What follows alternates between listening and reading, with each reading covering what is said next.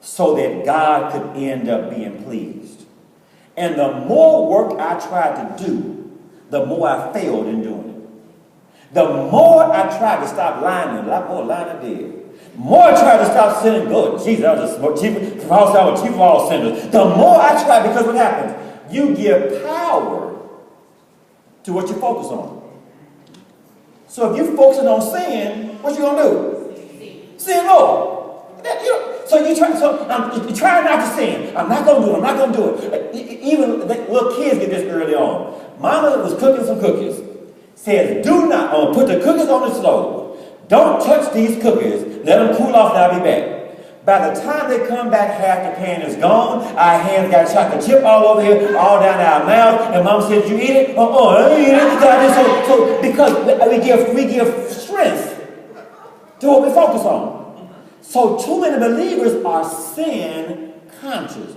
Don't go to bed every night recounting everything you did wrong. You're going to have some nightmares. That's because the more I focus on sin, the more I'm going to sin.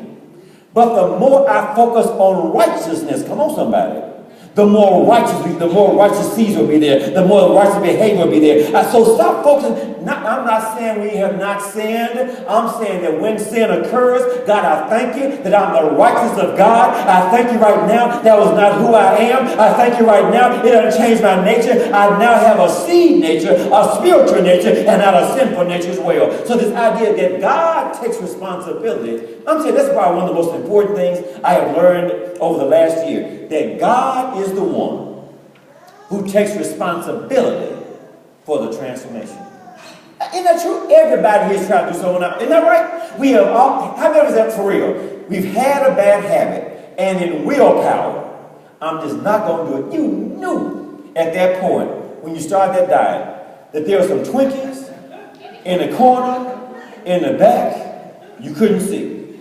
So for a minute, you forgot about it. But at about 3 o'clock in the morning, you hear something. Who was that? Twinkie. You know you won't. You know what. So my point, so you can't do it in your own power. But now what happens, so all I have to do is behold. And if I behold, he transforms. We've been trying to go back and be transform. And here's what happens. We're real careful. And whenever we messed up, we felt so bad. We felt we disappointed God. We disappointed ourselves. We disappointed people who were looking to us. Instead of saying, all I have to do now is just behold, and God will transform. Oh my gosh. Now and just in case you missed this one, get this one now. Read this verse with me. I just love this. Philippians 2:15, right? 13 here. Read this. For God is working in you. It didn't say he already worked. Is working means what? Still doing it.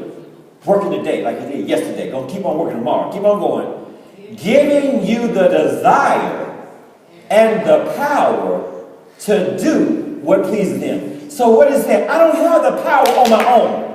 I don't have the desire on my own to please him. But he says that God is working in me as I behold Jesus. And God's going to give me the power. He's going to give me the desire to do whatever pleases him. That I don't have to do it on my own. I just trust the Lord and believe God and behold Jesus. And God says, I will give you the power. So as I saying, if he has to give me the power and the desire, it means I don't have the power and desire. Isn't that right? He's not going to give me what I already have.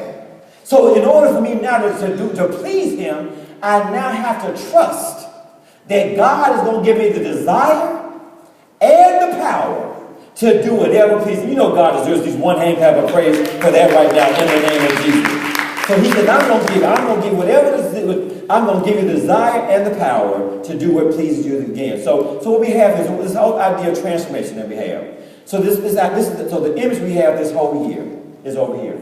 And I asked you the first Sunday we had that, who that was in the silhouette there. Some people said God, some people said the Holy Spirit, and that's us. Let's read this verse again. God raised us up with Christ and seated us with him in the heavenly realms in Christ Jesus. So what did God do? When we got saved, what did God do? God did what? Raised us up how? With Christ. And did what? Seated us. What's that person doing right there looking at Jesus? Sitting down. So seated where? In the heavenly realms in Christ Jesus. So read this with me. You become what you behold. Tell me again now, without looking at the slide. When, because our veils our faces have now been unveiled, when we behold Jesus, what does God do?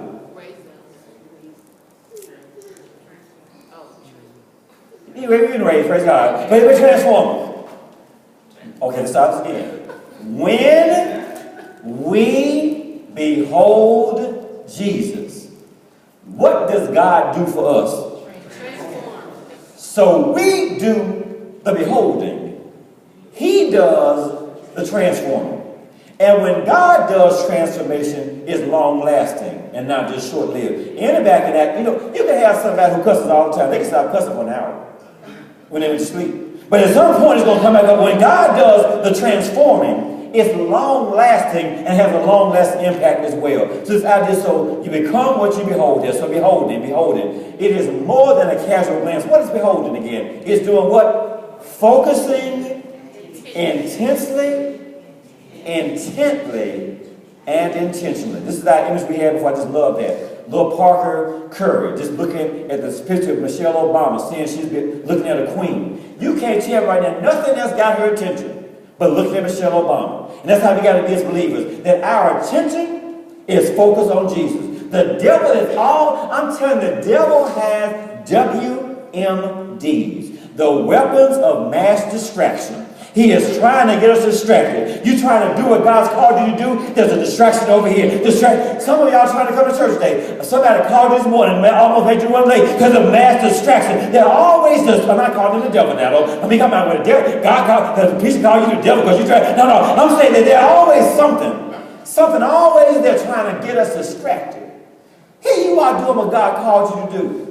And then in turn, something comes up that got your attention, got you over here. Got you off track instead of staying on the track God has for you right here. Read this, please.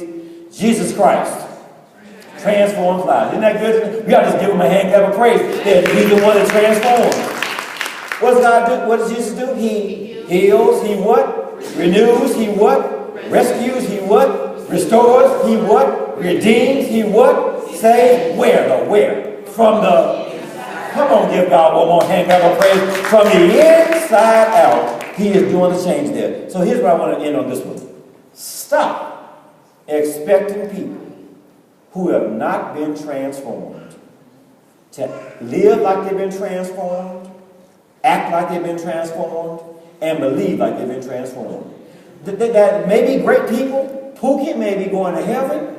But if Pookie has not been transformed, don't expect Pookie to live like he's transformed. If he's not been raised, don't expect him to live like he's been raised. We just keep on beholding Jesus and allowing ourselves to be transformed and believe that Pookie is going to see the transformation in our lives and say, what are you doing? How is it that with all this news around here, you still standing?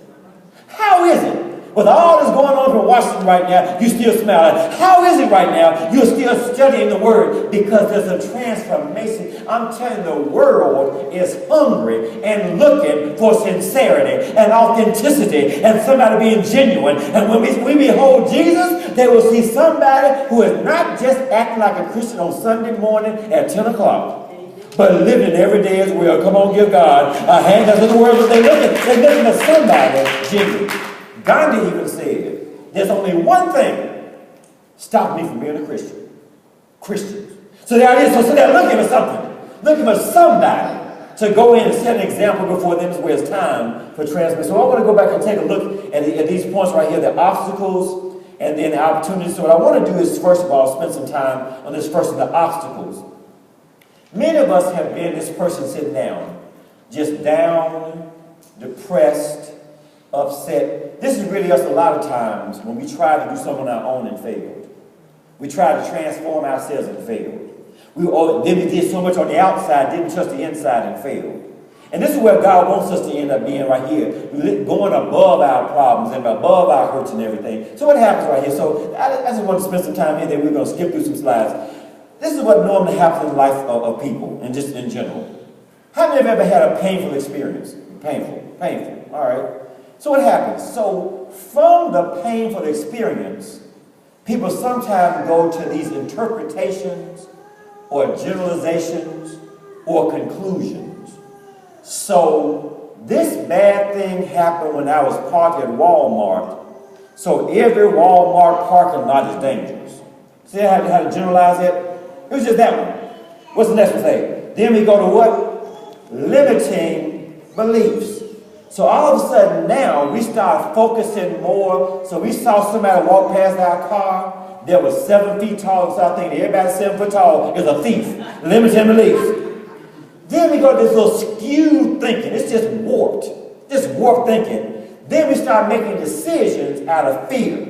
And then we have this misguided action, and we keep going over and over in this cycle. You know what I'm saying? There are people who are stuck on this cycle. It used to be back in the day, years ago, when they first had coding out, they called it a do loop. That you keep on going. If that you can't, a do loop, going back and forth. And many people we know are in this same cycle. Something painful happened. They blamed God, blamed the church, got mad at everybody but the right body. Kept on going, and limited thinking. Fear, walking in fear. And then another thing happens.